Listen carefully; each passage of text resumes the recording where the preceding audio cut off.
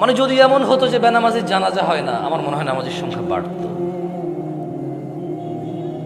যদি এমন হতো বেনামাজির সাথে কেউ মেয়ে বিয়ে দিবে না, ছেলে বিয়ে দিবে না, আমার মনে হয় নামাজি বাড়ত। যদি এমন হতো বেনামাজির সাক্ষী গ্রহণ করা হবে না, কি গ্রহণ করা হবে না, যদি এমন হতো যে বেনামাজি ছেলে তার নামাজি বাবার সম্পদের অধিকার পাবে না,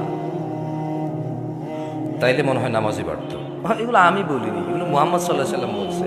বেনামাজি বেওয়ারিশ থাকে, কারো ওয়ারাসাত পায় না। বেনামাজি কি পায় না? নামাজির ওয়ারাসাত পায় না, পৈতৃক সম্পত্তি পায় না। যে ছেলে নামাজ পড়ে না তার বাপের সে পৈতৃক সম্পত্তি পায় না, ইসলামে সে পায় না। সে মারা গেলে তার জানাজার নামাজ হয় না। বেনামাজি জামাই নামাজি বউ বিয়ে টিকে না হিসেবে। বাইনাল আবদি ওয়া বাইনাশ শিরকি ওয়াল কুফর তারকুস সালাহ। বান্দা শিরিক আর কুফরের মধ্যে পার্থক্য হচ্ছে নামাজ ত্যাগ করা।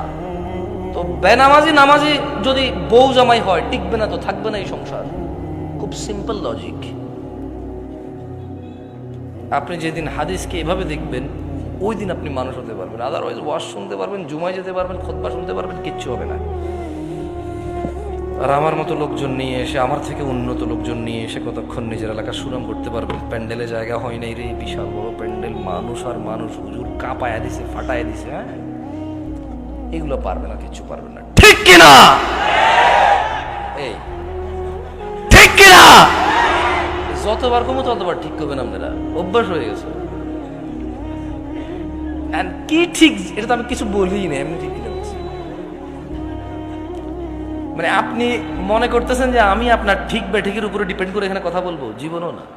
তাহলে আমাকে আওয়ামী লীগ করতে হবে অথবা বিএনপি করতে হবে, নেতা যা করছে তা, বুঝলেন না?